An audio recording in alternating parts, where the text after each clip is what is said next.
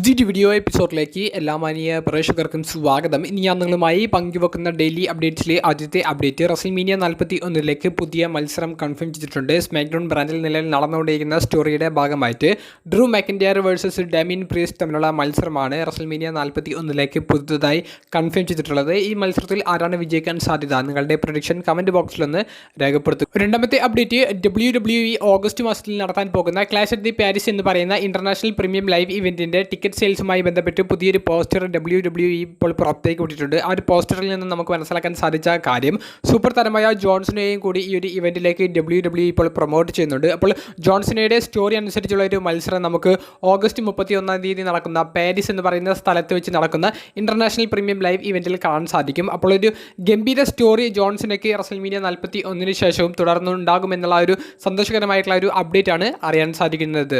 മൂന്നാമത്തെ update OTC super താരമായ Roman റീൻസിനെ സംബന്ധിച്ചാണ്. റോമൻ റീൻസിന്റെ മാനേജർ റോളിൽ നിന്ന് പോൾ ഹേമനെ പുറത്തേക്ക് കൊണ്ടുപോയി പിന്നീട് ആ ഒരു സ്ഥലത്തേക്ക് പുതിയൊരു വ്യക്തി വരാനുള്ള സാധ്യതകൾ ഉണ്ട് എന്നുള്ള തരത്തിലുള്ള ഒരു അഭിപ്രായം റോമൻ റീൻസിന്റെ കസിനും ഊസസിന്റെയും സോളസിക്കോവയുടെ അച്ഛനായ റിക്കീഷ് എന്ന് പറയുന്ന WWE ലെജൻഡ് പങ്കുവെക്കുന്നുണ്ട്. അപ്പോൾ റിക്കീഷിയുടെ സ്വന്തം പോഡ്കാസ്റ്റിൽ അദ്ദേഹം പറയുന്നത് റോമൻ റീൻസ് ഒരിക്കലും മറ്റൊരാളുടെ മുന്നിൽ മുട്ടുമടക്കാൻ പാടില്ല, അല്ലെങ്കിൽ മുട്ടുമടക്കാത്ത ഒരു റെസ്ലറാണ് റോമൻ റീൻസ് എന്ന് പറയുന്നുണ്ട്. അപ്പോൾ ആർക്കും മറ്റൊരു പകരക്കാരൻ വരാതിരിക്കില്ലല്ലോ, അതുകൊണ്ട് തന്നെ പോൾ ഹേമനെ മാറ്റി മറ്റൊരു പകരക്കാരനെ അങ്ങോട്ടേക്ക് റോമൻ റീൻസ് കൊണ്ടുവരണം, അല്ലെങ്കിൽ ഒറ്റയ്ക്ക് നിന്ന് കുടുംബത്തിന് വേണ്ടി റോമൻ റീൻസ് പോരാടണം. അവിടെയാണ് ഒരു ബ്ലഡ് ലൈൻ അംഗം എങ്ങനെയാണ് പെരുമാറേണ്ടത് എന്ന് കാണിക്കേണ്ടത്.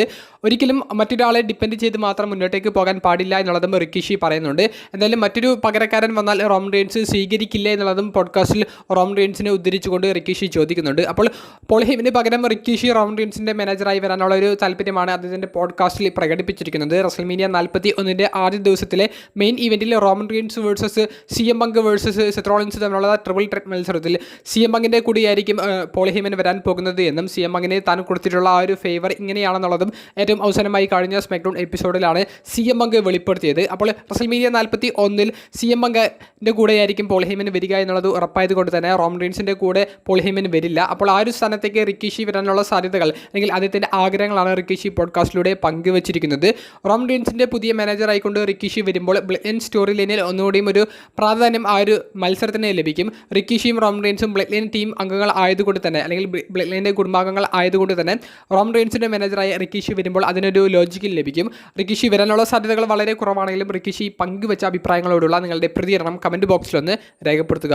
ഏറ്റവും അവസാനമായി പങ്കുവെക്കാനുള്ളത് റസൽമേനിയ 41 രണ്ടാമത്തെ ദിവസത്തിലെ മെയിൻ ഇവന്റ് മത്സരമായ അൺഡിസ്പ്യൂട്ടഡ് WWE ചാമ്പ്യനായ കോഡി റോഡ്സിന്റെ ചാമ്പ്യൻഷിപ്പ് ജോൺസനെ എന്ന സൂപ്പർ താരത്തിനെതിരെ ഡിഫെൻഡ് ചെയ്യുന്ന മത്സരം ക്യാൻസൽ ചെയ്യപ്പെടാനുള്ള സാധ്യതകൾ എത്രത്തോളം ഉണ്ട് എന്നുള്ളതിനെ സംബന്ധിച്ചാണ്.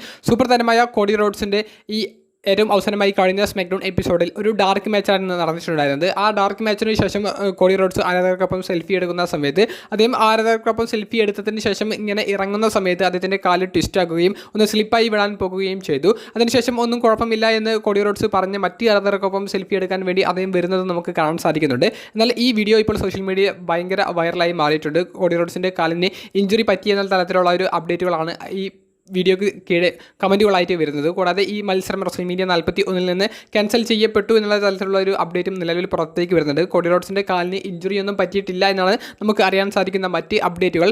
മത്സരം ക്യാൻസൽ ചെയ്യപ്പെട്ടിട്ടില്ല എന്നുള്ളതും നമുക്ക് അറിയാൻ സാധിക്കുന്നുണ്ട്. അപ്പോൾ ഇത്തരത്തിലുള്ളൊരു വാർത്ത വരാനുള്ള മുഖ്യ കാരണം എന്ന് പറയുന്നത് Randy Orton versus Kevin Owens തമ്മിലുള്ള മത്സരം ഇഞ്ചുറി കാരണം അവർ ക്യാൻസൽ ചെയ്തു.